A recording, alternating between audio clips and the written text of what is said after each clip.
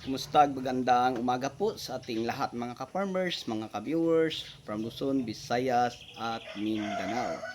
Sa umagang ito mga ka-farmers, mga ka-viewers, pag-usapan po natin ang sanhi o dahilan sa pagkulot po ng mga dahon sa ating mga kamatis, matalong, maampalaya, masili at iba pa mga ka-farmers.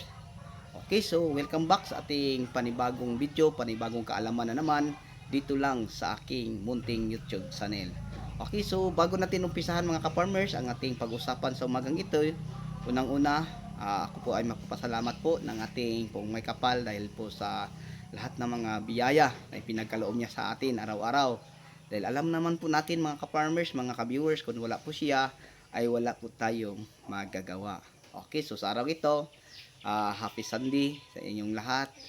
Sana nga mga ka-farmers, mga ka-viewers ay ang iba ay galing na sa church, ang iba ay papunta lang kaya namin ngayon. Okay, so sa inyong lahat mga ka-farmers, uulitin ko, from Luzon, Visayas at Mindanao pati sa abroad at sa ibang bansa, isang napakagandang araw po sa inyong lahat. Okay, so bago natin umpisahan mga ka-farmers ang ating kwentuhan, no? Mega love shout out po pala sa ating mga solid na mga viewers, mga subscriber, mga new subscriber, no? Marami tayong mga OFW na mga subscriber. So sa inyong lahat at sa inyong walang sawang pagsuporta at palagi pagsubaybay sa ating usapang gulayan. Maraming salamat po. No, hindi ko na kayo maisa-isa dahil sa sobra nyo ng dami. So ulitin ko sa mga new subscriber natin, mga new viewers, at saka sa lahat na hindi pa nakapag-subscribe, hingin naman po ako sa inyo ng isang favor kung pwede lang po. Paki-like and comment at share lang po mga ka-farmers, mga ka-viewers. Tapos paki-click na lang po ang notification bell para updated po kayo sa mga next video na i-upload ko. So ngayon mga ka-farmers, mga ka-viewers, hindi na natin papatagalin pa kung ano po ang sanhi o dahilan kung bakit po nangungulot ang mga talbos ng ating mga pananim. Okay? So may nagtanong na sir, anong ang sanhi sa pagkulot po ng mga talbos ng aming mga kamatis, ng aming mga sili or mga bell pepper? So insekto po ba 'yon? So ngayon mga ka-farmers, malalaman na natin ang sanhi, no? O dahilan sa pagkulot ng mga talbos. Pwede nating pag-usapan insekto ba or fungus ba? Okay, so share ko lang po sa inyo mga ka-farmers ang dahilan po sa pagkulot po ng mga talbos ng ating mga kamatis ay mga insekto, no? Mga insekto na tinatawag nating mga swing and sucking insect. So alamin natin sila mga ka-farmers, no? Sa arawng ito kung ano po silang klaseng insekto.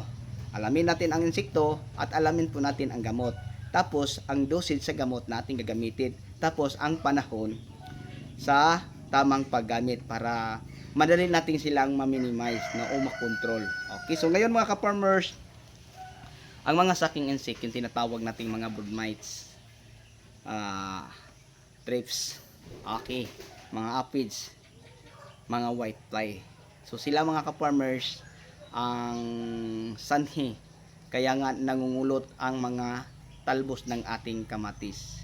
Nangungulot ang talbos ng ating talong. Bakit nangungulot mga ka-farmers pag meron sila? Alam niyo mga ka-farmers, ang dahon ng ating talong nagkaganyan, nasa ilalim sila. Sinisip-sip nila ang katas ng mga sariwang dahon natin sa mga pananim natin. Kaya nga makita natin na naninigas dahil ano na mga ka-farmers, sira ng ilalim dahil sa kanilang pag-atake. So naninigas, parang kumakapal, tapos ang nangyari parang ganyan. Tapos mga ka-farmers, meron pang whitefly. Alam nyo ba ang whitefly mga ka-farmers, no? Siya po ang carrier, parang mabilis kumalat. Halimbawa kasi pag hindi natin maagapan ang mga sucking insect mga ka-farmers na maatake sa ating tanim, ano po, para ba siyang halimbawa may sakit tapos hindi madiretsyong maagapan ng gamot, mga siguro mga ka-farmers, mga ilang araw, ilang baka magka-cancer. Ganyan ang mangyari mga ka-farmers.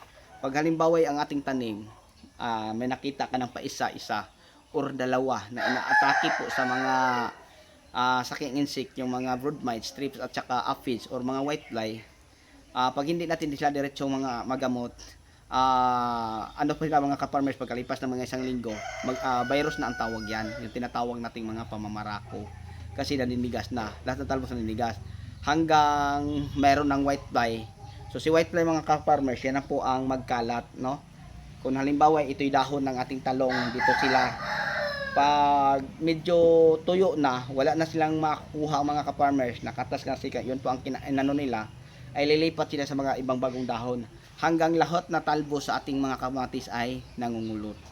So ang dahilan po mga ka-farmers, no, sa pagkulot po ng mga dahon ng ating mga kamatis, ng ating mga talong, sili, at iba pa nating mga pananim or maampalaya, yung mga feasting insekto na yon. Okay. Ang tanong mga ka-farmers, paano po natin sila i-control para ma-minimize? Ano po ang mga insecticide na pwede natin gamitin? So halimbawa mga ka-farmers, ang umaatake sa tanim mo, may napansin ka na mga brood mites nakatago sa ilalim din yung parang mga kuto, aphids yan, kung mga colibris, yun ang mga thrips, mga brood mites. So ang iba hindi natin makikita. Tapos ang whitefly, yung mga maliliit na may mga pakpak na lumilipad sa ilalim. So sila po mga ka-farmers. Alam nyo ba mga ka-farmers na madali lang kapitan ang talong, pinaka-front, no? Ng mga aphids. Mapansin natin na may mga aphids kung may mga langgam. Tapos pangalawa mga ka-farmers, ano po, ang sili, yung mga bell pepper, yung mga talbos nila. Okay? Then mga kamatis, ampalaya, ganun din. Pag makita natin mga ka-farmers, bakit nilanggam? Dahil po, ang ihi po nila mga ka-farmers ay sinisip-sip din ng mga langgam, kaya maraming langgam. Tapos ang langgam din mga ka-farmers, halimbawa pag sa talong, kakagatin nila ang mga ka-farmers, ang mga talbos, kaya nga parang namumulukot ang nangungulot mga ka-farmers. So pag halimbawa ay langgam ang umatake, madali lang po silang i-control gamit ang kutso para mawala sila mga ka-farmers. Pero pag thrips, aphid, brood mites, tapos meron pang whitefly, ang ibahagi ko at i-share sa inyo mga ka-farmers, para madali lang po natin silang makontrol, pwede si Benevia. Okay, paano po gamitin si Benevia mga ka-farmers? Okay, ang dosage ni Benevia, kung halimbawa ay Benevia ang ating ginagamit, pwede ka maglagay sa isang knapsack sprayer na 30 ml, no, or 40 ml. Okay, pag drum naman mga ka-farmers, alam na ang drum ay 12 knapsack, pwede mo 3 times 12 o 360. So pwede ka 360 to 400 ml sa isang drum na 200 liter of water. So yan po ang templada mga ka-farmers. Tapos kung halimbawa ang gagamitin mo ay telluride, pwede isang 1/4 isang drum, kalahati pwede dalawa kasi napakataas ang mga dosage nila. Pero kung ang gagamitin natin kutitso, pwede ka sa 15 or 20. Pwede 10 to 15 hanggang 20. Yun po ang pinaka-maximum. So, yun po mga ka-farmers, mga ka-viewers, ang ginagamit natin din So, ulitin ko, kung pausapan natin ang sanhi sa pangungulot ng mga talbos ng ating mga talong kamatis, ang ating insecticide, meron tayong telluride, meron tayong Benevia, at saka kutitso. So, yung tatlo mga ka-farmers, yun po ang ating ginagamit. Bakit meron tayong tatlo? Dahil ina-alternate natin sila. Kailangan ba natin bilhin to mga ka-farmers? Kung pwede lang, pwede, no? Kung meron ng dalawa, okay na yon. Mas maganda mga ka-farmers na meron tayong mga insecticide na para pang-alternate natin palagi. Kasi pag halimbawa mga ka-farmers, mga ka-viewers, isa lang ang insecticide na ating hinahawakan para sa mga thrips, mga brood mites, aphids, at saka whitefly, ma-immune sila, no? Ma-immune sila. Once na ma-immune sila mga ka-farmers, pag spray natin ay hindi na din natin makontrol. Lalo na si whitefly mga ka-farmers, madali lang po silang ma-immune. So, kailangan natin mag-alternate ng mga ibang insecticide. So, ano po ba ang pinakamabisang insecticide para sa whitefly? Kasi nabanggit na natin ngayon. Si Exalt mga ka-farmers, meron din siyang kakayahan. Pero ang pinaka-espesyalista sa whitefly na aking na-experience ay yung mga Oviron. Madali lang po sila i-control gamit ang Oviron. Selena, perfect tayo. Tapos pag mag-spray tayo para sa whitefly, kasi si whitefly siya ang carrier sa virus, sa pagkalat ng mga virus, yung tinatawag natin pamamarako sa palaya. Pag meron si whitefly mga ka-farmers, kung halimbawa ang natatamaan mga 10 puno lang, sa isang hektaryang taniman mo, pag meron si whitefly mga ka-farmers, malayo ra isang linggo, nasa mga 30 to 40% na ang damage. Kaya nga mga ka-farmers, para maiwasan ang pag-spread o ang pagkalat ng mga tinatawag natin virus ng mga pamamarako, mas maganda i-control natin yun, sila, si whitefly, gamit po ang mga Oberon, Selena at saka Perfectation. Marami namang pwede i-spray mga ka-farmers, pwede maalika, pwede mag-gold, so marami, no?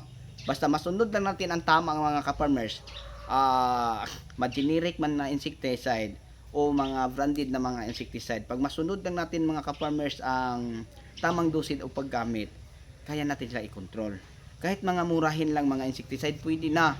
Ang importante mga ka-farmers, alternate lang po tayo palagi. So yun po ang sekreto ko pag halimbawa ay pag-usapan natin ang pinsiting insektong whitefly. Palagi akong nag-a-alternate ng mga pesticide yun na para sa whitefly. Okay. So kailan po natin sila gagamitin mga ka-farmers? Kung nakita na natin na inaatake na ang ating tanim. Pero pag wala, hindi mga ka-farmers, pwede tayo mag-spray lang ng mga mumurahin, pang prevention lang. Pero pag halimbawa may napansin ka na, yan, titira ka. So ako mga ka-farmers, share ko lang po sa inyo, ang ginagamit ko pag halimbawa yung bago pa lang ang tanim ko, nag-aktara muna ako. Kasi ang aktara mga ka-farmers, share ko lang po sa inyo, maganda siya natin gamitin lalo na sa bago nating tanim na ampalaya. Pag bagong tanim natin ang ampalaya, may papansin na tayong whitefly, mga aphids, no? So kaya nga parang ganyan ang mga talbos. So pag halimbawa ay makaaktara, list mga ka-farmers kung meron man kunti. So pag halimbawa ay may nakita tayo, pwede tayo mag-spray ng aktara, pwede tayo magdilig ng aktara. Ganun lang mga ka-farmers ang aking ginagamit. Matalong man, pwede siya aktara sa kahit anong bagong tanim. Matalong, share ko lang sa inyo, makamatis, maampalaya, mabel pepper or sili, pwede siya. Sa sitaw, pwede din. So yun po ang pinakamaganda kasi si aktara, baka sabihin nyo no, nagpo-promote ako. Ano lang mga ka-farmers, kung ano po ang napatunayan kong magandang mga insecticide na aking ginagamit, lalo na sa mga bagong tanim, yun po ang pwede kong i-share at bahagi sa inyo. Kasi nasubukan ko na. Okay, so pasensya na sa inyo mga ka-farmers, mga ka-viewers. Hindi po ako expert no, na magpaliwanag sa inyo. So bilang isang farmer at may karanasan na po at may marami ng experience no, halos sa lahat ng mga klaseng insekto, sa mga fungus, meron na po akong pwedeng i-share at may bahagi sa inyong kalaman. So pasensya na po, tapos bulol pa ako magsalita ng Tagalog, sana nga pagsensyahan nyo ako. So pinipilit ko lang mga ka-farmers ang aking sarili, willing ako mag-share, pero dahil lang sa request na sir pwede sa salitang Tagalog, kung Bisaya lang walang problema. Dahil Tagalog mga ka-farmers, parang hirap akong mag-explain para malinaw ninyong maintindihan, no? Ang aking mga ka-farmers paliwanag. So pasensya na po sa inyo ha. Basta yun na lang sabi ko, wala akong pinagpaaralan. Pero sa tagal ko ng panahon sa pagtatanim, almost mga 35 years na mga ka-farmers, meron na po tayong mga experience. So yung mga nabanggit kong mga insecticide, yung mga nabanggit kong mga gamot sa ibang video, subok ko na mga ka-farmers at napakahusay pong gamitin.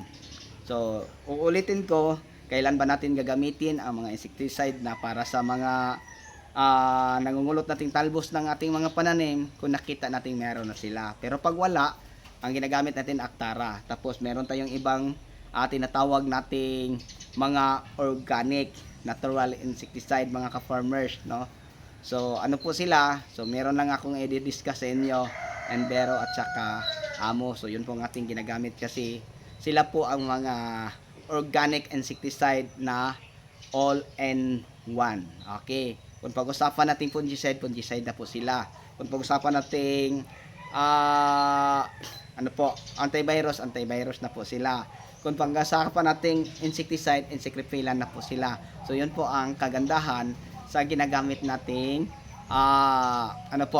insecticide na organic, na natural lang po mga ka-farmers. So ulitin ko, Envero at saka Amo. So yun po ang ating ginagamit. Pag halimbawa ay hindi na kaya, kasi hindi naman po kaya no sa organic insecticide ang mga fisting insekto pag dumami na sila. So doon na i-apply ko ang mga synthetic na insecticide yung nabanggit ko. tulad ni Kotitso, ni Bidibia, at saka ni Telluride. So, yun po mga ka-farmers, i-insert ko na siya. Okay, so sana po mga ka-farmers, no, mga ka-viewers, sa ating kwentuhan at sa ating ginagawang video ngayon, may natutunan po kayo sa sanhi o dahilan sa pagpulot po ng mga dahon ng inyong mga kamatis, ng inyong mga talong, ampalaya, bell pepper o mga sili. So, alam na natin na ang sanhi pala ay yung mga saking insect, kaya nga sila nangungulot kasi sinisip-sip nila ang katas po ng mga sariwang dahon ng ating mga pananim. Tapos pag wala na silang masip-sip, ibig sabihin to yun na ang nangyari kung sa talong, makapal, tapos naninigas, tapos magkulay brown. Pag magkulay brown ng mga ka-farmers, tato pa, na-infected na o infection na ang ano po ang nangyari kasi hindi natin nagamot. Tapos marami na sila, hirap na natin i-control lalo na pag wala tayong alam. So yun po ng mga ka-farmers, pag may nakita na tayong mga white fly na lumipad, wag natin silang antayin na dumami pa. So pag nakita natin, spray tayo. Ay, white fly pala ang marami. So ito ang gamitin ko para sa white fly. O ang bibinahagi ni ka-farmers, Oberon. So saan natin mabibili ang Oberon? O sa mga agri-supply, ilan po ba ang dosage ng Oberon? Meron na po doon mga ka-farmers, 10 ml yun po, pwede na. So mas maganda kung halimbawa ay mabili nyo na ang mga pesticide yung nabanggit natin. Pag once nga nabili nyo ng mga ka-farmers, tingnan ninyo, basahin ninyo para kayo na mismo. Kasi si Oberon ay isa po siyang organic insecticide, no? Oberon Speed. So, natural lang siya mga ka-farmers, pero may kakayahan din siya pagdating sa usapang white fly. Madali lang niyang i-control, madali lang po niya i-minimize ang feasting insekto na yon. Tapos sabayan natin ang mga sticker, kasi pag may sticker mga ka-farmers, ang mga ginagamit nating mga synthetic na mga insecticide para sa white fly, once na matamaan sila, yung pinaka parang abog bitaw, pinaka pino sa lumabas na tubig sa nozzle, parang kung tingnan natin parang usok, yun ang maganda mga ka-farmers, no? Kasi pag halimbawa ay nasa ilalim sila ng dahon, kailangan natin siya paliparin, kasi once na makalipad sila, wala silang pang-amoy, no, na doon sila mamamatay sa amoy lang, kundi kailangan sila makalipad kasi sa ilalim na kanilang pakpak, dahil sa research nating na sa lihang seminar patungkol sa mga insecticide, may kunting butas. Pag once na mapatamaan natin sila ng insecticide na mayroong sticker, patay sila mga ka-farmers. Ang magawa nila, lipad lang sila ng lipad. Pagka tapos mga ka-farmers, bagsak yan, patay na. So yun po, no, mga ka-farmers, ang resulta. Halimbawa, ang ni-spray mo lang ay gold. Ang gold, mura lang na insecticide. Tapos nasabayan mo ng sticker. Kahit gold lang mga ka-farmers, kaya na silang i-control. Basta alam lang natin ang tamang dosage o paggamit po ng gold. Halimbawa, sa isang knapsack sprayer, naglagay ka ng 50 ml. Tapos APSA, 10 ml. 5 ml. Then Hostix, 10 ml. Pwede na yun mga ka-farmers. Tapos, pagkalipas ng 3 araw, uulitin mo kung meron pa sila. Iba na din ang insecticide na gagamitin mo. Pwede na din si Alika. Kung ayaw mo ni Alika, pwede si Starcol. Kung ayaw mo ni Starcol, pwede si Dash at Ocean. Ilahok mo lang sila. Tapos, yun ang i-spray mo. So, yun po mga ka-farmers. Walang kahirap-hirap pag may alam tayo. Kasi lamang ang may alam pagdating sa usapang gulayan. So, kahit kunti lang ang alam nyo mga ka-farmers, tapos madagdagan nyo pang manood, mag-comment, tapos mahilig kayong magpagawa ng video, ayan, gawa natin mga ka-farmers. Okay, so sa inyong lahat mga kapwa ko ka-farmers, uulitin ko from Luzon, Visayas at Mindanao, pati sa abroad at ibang bansa. Maraming salamat po sa inyong pag-tune in sa ating live. Happy watching, God bless us all. Hanggang dito na lang. Kung may mga katanungan man kayo, paki-comment na lang po mga ka-farmers, para kung may time ako kagaya ngayon, pwede kong mabigyan ng kasagutan ang inyong mga tanong. So yun lang po ang ma-share ko po sa inyo kung ano po ang sanhi sa mga talbos ng ating talong kaya nangungulot ay mga insekto po. So alam na natin mga ka-farmers ang sanhi, alam na po natin ang gamot at saka ang dosage. Tapos pag mag-apply tayo, pwede sa umaga, pwede din sa hapon. So mas maganda sa umaga mga ka-farmers, kung nakita natin katulad ngayon, sobrang aliwalas ang panahon, mas maganda sa umaga. Okay, so sa iyong lahat, maraming salamat po muli. Hanggang dito na lang. God bless us all. Happy watching. See you next vlog. Bye-bye na po.